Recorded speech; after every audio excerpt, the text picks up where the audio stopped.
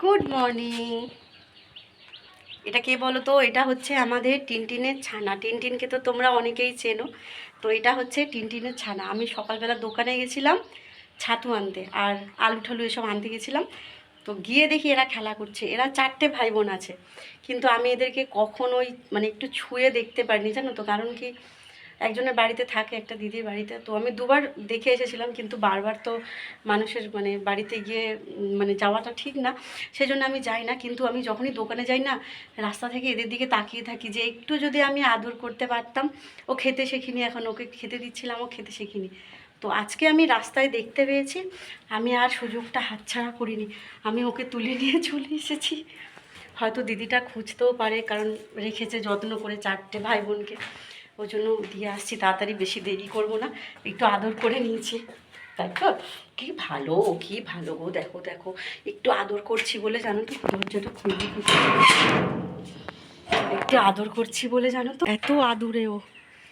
একটু আদর করছি বলে ও শুয়ে লুটিয়ে পড়ে যাচ্ছে। বাচ্চাটা, বাচ্চাটা আমার এদেরকে ছাড়তে ইচ্ছে করে না। আমার কেন এদেরকে দেখলে এত আদর করতে ইচ্ছা করে। মানুষের ছোট বাচ্চা দেখলে আমার ইচ্ছে করে না, কিন্তু আমার এদেরকে দেখলে খুব ইচ্ছা করে। দেখো কীরকম মায়া, দেখো। ও একা একা এরকমভাবে শুয়ে আছে। ওই রাস্তায় ঘুরছিল, দেখাচ্ছি তোমাদেরকে ওর ভাই বোনদের। ও একা একাই, মানে ওরা 4জন মিলে খেলা করছিল, আমি একে নিয়ে এসেছি। মানে আমি যে গেছি, ও ছুটে এসে শুয়ে পড়েছে, মাথায় হাত বোলাচ্ছি, শুয়ে পড়েছে। দেখো দেখো, আদর পায় না তো এরা, একটু আদর চায়। ছাড়তে মন চাইছে না আমার, কিন্তু ও তো ওর মার সাথে ভালো না, স্বাধীনভাবে বন্দি থাকার থেকে মাঝে মাঝে আদর করব, সেটাই ভালো। ওরে শোনা রে, এই যে এখানে থাকে। যাও যাও যাও যাও যাও। ওই যে ওখানে আরও ভাই বোন আছে, দেখো, ওই ছোটো ছোটো। যাও, চলে যাও, যা যা যা যা যা যা যা। এখানে দিয়ে আসি, চ, তোকে দিয়ে আসি, চ।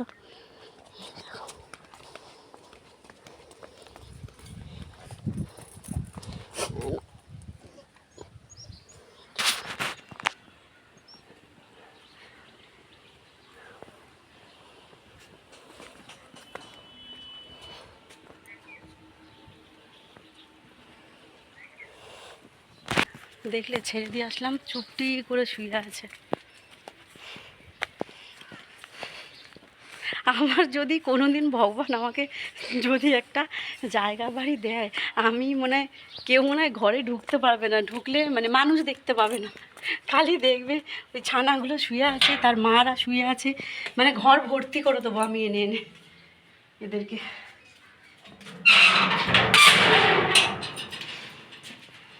এদের মধ্যে একটা আলাদাই মায়া আছে, দেখবে চোখের দিকে তাকালে না। অবশ্য সবাই বুঝবে না, কিছু কিছু মানুষকে বোঝার ক্ষমতা দিয়েছে ভগবান। যাই হোক, চলো এখন সংসারের কাজ শুরু করি। সকাল থেকে ওর সাথে আমি অনেকটা সময় কাটিয়ে ফেলেছি, এখন ঘরের কাজ করতে হবে। চলো, পরে দেখা হচ্ছে। চলে এসেছি আমি রান্নাঘরে, আর এখানে একটা রান্না চাপিয়েছিলাম আমি, এই জন্য এখানে আলু সেদ্ধ হচ্ছে। তো দেখতে পাইনি, ঢাকা দেওয়া ছিল, এই যে এই থালাটা ঢাকা দেওয়া ছিল, তো ফুটে পড়ে গেছে গ্যাসের মধ্যে। কিন্তু দেখো একটুও দাগ নেই। এই টিস্যুটা পাওয়ার পর থেকে আমি, এটা তো ভিজে নিলে আবার মানে নরম হয়ে যায় কাপড়ের মতো। তোমরা একজন লিঙ্কও চেয়েছো ওই টিস্যুটার, একটা বোন, তো দিয়ে দেবো আমি। এইটা পাওয়ার পর থেকে আমার মনে হচ্ছে যেন আমি সারাদিন গ্যাস মুছি, এতই সুন্দর। আর মানে যেই পড়ছে সাথে সাথে কিছু মানে রান্না করতে করতে এটা এইভাবে মুছে নেওয়া যাচ্ছে, আর কোনো দাগ থাকছে না, গ্যাসে কোনো দাগও ধরছে না। খুবই ইজি, দেখো এরকম করে একটুখানি মুছে নিলেই, আর এটা ভিজিয়ে নিলেই একেবারে কাপড়ের মতো। এই যে মুছলাম, তো এবার এটা ধুয়ে শুকিয়ে নেবো, আবার নতুনের মতো হয়ে যাবে।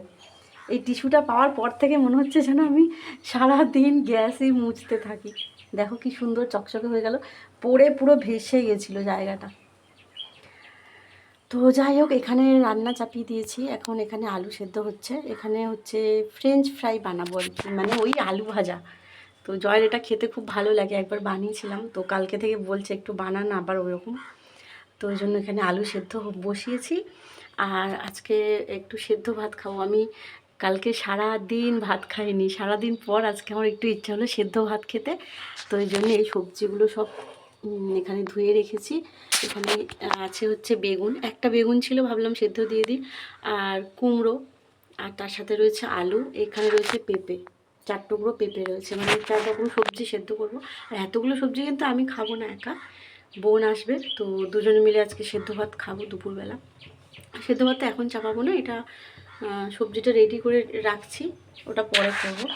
আর আলুটা আগে বসিয়ে দিলাম, আলুটা সেদ্ধ হয়ে গেলে আবার রোদে শুকোনোর ঝামেলা আছে, তো ওই জন্য আলুটা আগে চাপিয়ে দিলাম।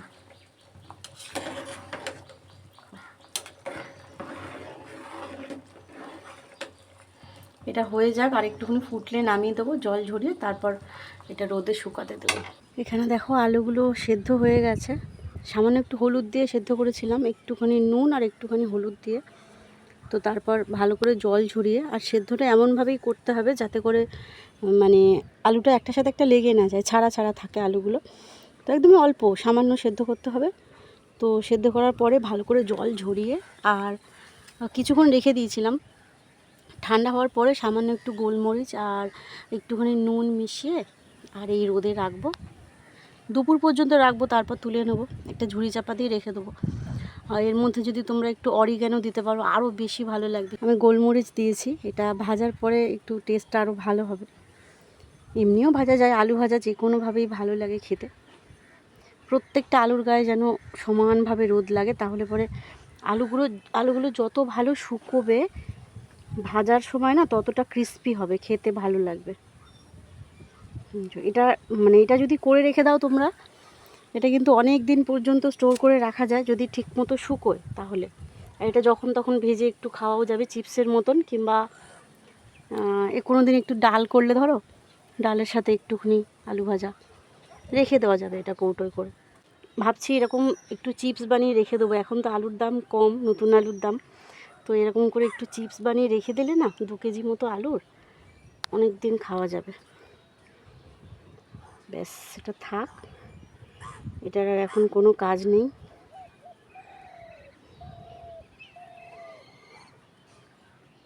এই চাদরটা একদমই পরিষ্কার, কাঁচা ছিল, আলমারিতে তোলা ছিল। আলুটা শুকিয়ে গেলে আবার কেচে এটা তুলে রাখবো। ওই যে ঢাকা দিয়েছি, দেখো এইভাবে চাপা দিয়েছি, এটা এই পাশ থেকে চাপা দিয়ে রেখে দেবো আরও কিছুক্ষণ। জয় এটা খেতে ভীষণ ভালোবাসে, কয়েকদিন ধরেই বলছে যে সেটা কর না, ওই আলু ভাজাটা কর না, তো ওই জয়ের জন্যই করা এটা। চলো নিচে যাই, দাঁড়ানো যাচ্ছে না, প্রচণ্ড পরিমাণে রোদ উঠেছে, দেখো দাঁড়ানো যাচ্ছে না ছাদে, প্রচুর রোদ লাগছে, থাক এটা।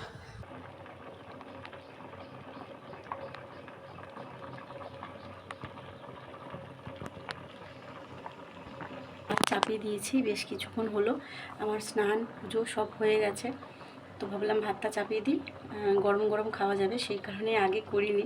সেদ্ধ ভাত দেখবে গরম গরম ভালো লাগে, তারপর তো আলু বেগুন কুমড়ো এগুলো মাখতে মাখতে ভাতটা একটু ঠান্ডাও হবে, তো সেই জন্য ভাতটা এখন চাপালাম। আমি স্নান করে পুজো দিয়ে এসে রান্নাটা বসিয়েছি, আর এখানে বসেই আমি এখন ভয়েস ওভার দিচ্ছি, যেই ব্লগটা তোমরা গতকালকে পেয়ে গেছো, সেই ব্লগটা আমি রেডি করছি, এখন এডিট হয়ে গেছে, শুধু ভয়েস ওভার দেবো, দিলেই হয়ে যাবে।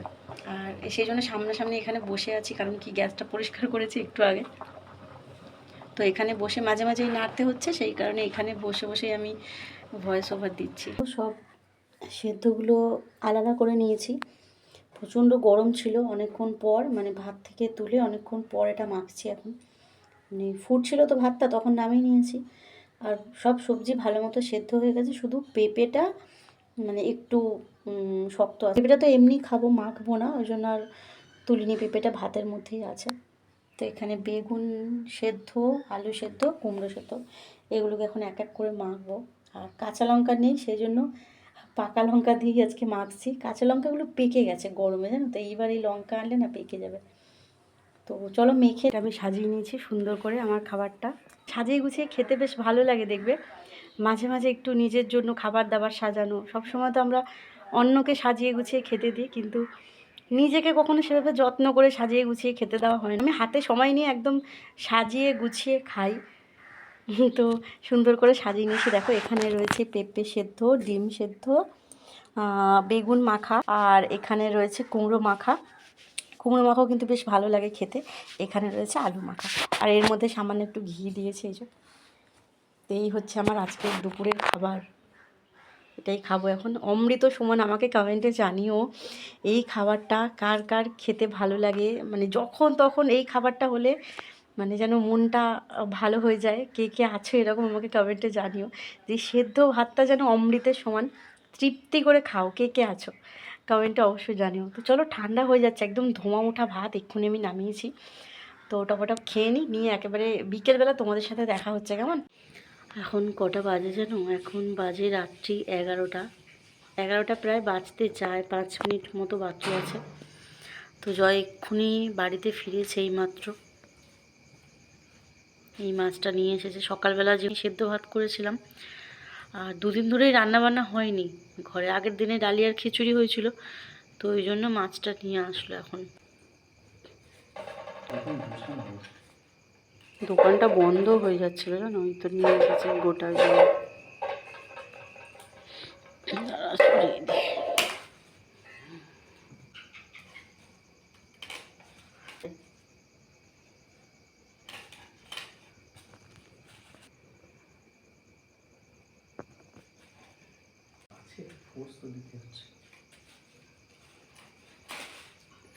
এখন মাছ সবে পিস করা হচ্ছে, তারপর ভাজা হবে, তারপর রান্না হবে। খেতে খেতে মনে হয় আমাদের আজকে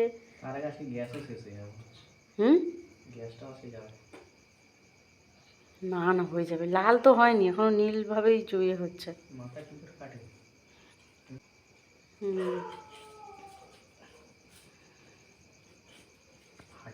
আমি দেখবো আটু নিচ থেকে করে, আটু নিচ থেকে করে মনে হয়, ভেঙে যাবে ওটা। আটু নিচ, ওইখানে না, নিচে নিচে, হ্যাঁ হ্যাঁ।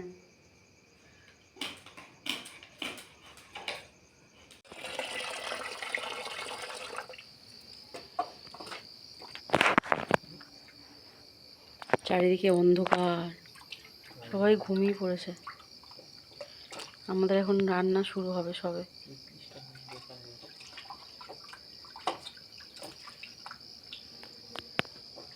এই মাছটার কি পেটি বেরোতো?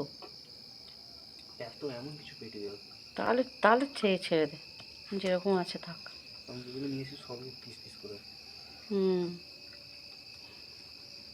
আমি তো ভাবলাম কিছু পাবি না মনে হয়। তো বন্ধ তো হওয়ারই কথা, রাত্রি 11টা বাজে না।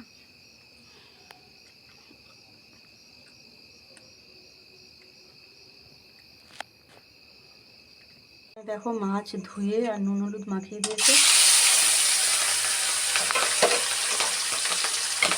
ভাজাটা চাপিয়ে দিলাম।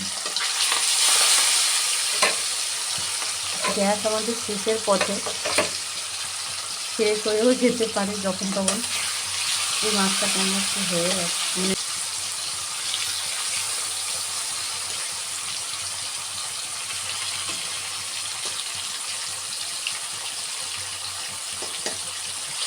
কাটতেই ভাজি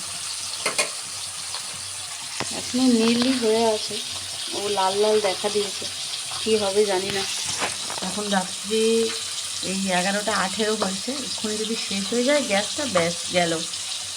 আবার স্টোভ বার করে, তবু স্টোভ আছে, চিন্তা নেই। স্টোভটা আগেবারেই কিনেছিলাম বলে অনেকটা বাঁচোয়া জানো তো, মানে একটা ভরসা আছে যে হুট করে যদি গ্যাসটা শেষ হয়ে যায় তাহলে অন্তত স্টোভটা বের করে রান্নাটা শেষ করতে পারবো, কিংবা সেদ্ধ ভাত করেও খেতে পারবো, এরকম একটা একটা ভরসা আছে তবু। কিন্তু ওই যখন স্টোভটা ছিল না, কি কষ্ট যে যেত ওই কয়েকটা দিন। মাঝে মাঝে না খুব ফোটে।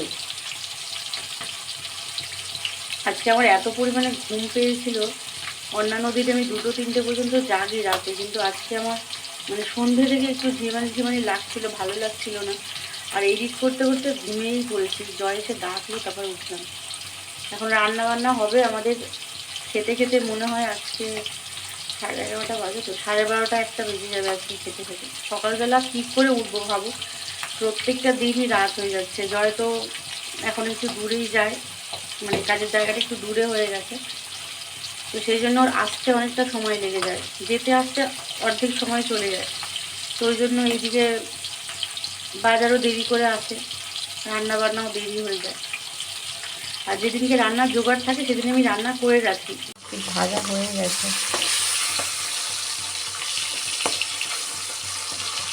পাঙাশ মাছ এখন আমাদের বাড়িতে আসে না, জানো তো, অনেকদিন পরে পাঙাশ মাছ আসছে আবার। বাবা কী ভাবে খাচ্ছে।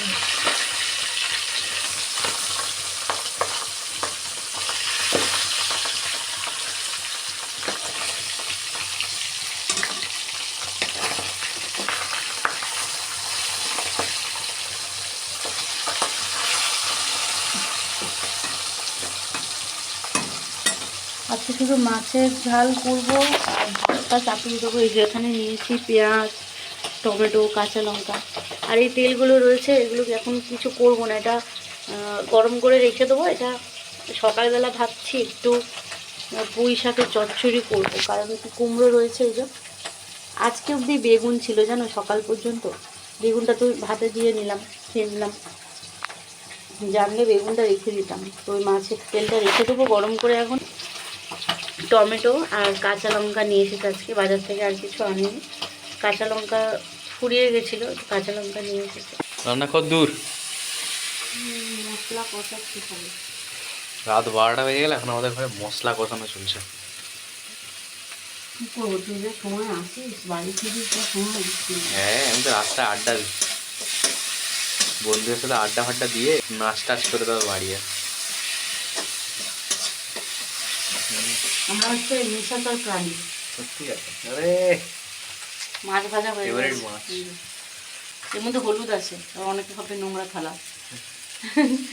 মাছের তেল বেরিয়েছে, তেলটা রেখে দিয়েছি, সকালে পুঁই শাক রান্না করবো। আধা ঘন্টা মতো হয়ে যাবে। হ্যাঁ, আলু দিয়ে করছি না, আলু ছাড়া করছি, শুধু কষা কষা করছি, মাখা মাখা। তাই তো। ভাত প্রেসার টকটক করছে রে। প্রেসার কুকারটা দিদি যেদিন থেকে পাঠিয়েছি সেদিন থেকে আমরা প্রেসার কুকারই ভাত খাই, তাই না? সুবিধা হয়নি, খাওয়া ভালো না, কিন্তু আসলে অল্প খাইতে রাখো না, মানে 3 বেলার মতো হয়ে যায়। 3 বেলা বলছি, 2 বেলা। দুবেলা হয়ে যায়। হ্যাঁ। আমি তো এখন এক বেলাই খাই। হুম কে করে নেয়, আবার আসি। হুম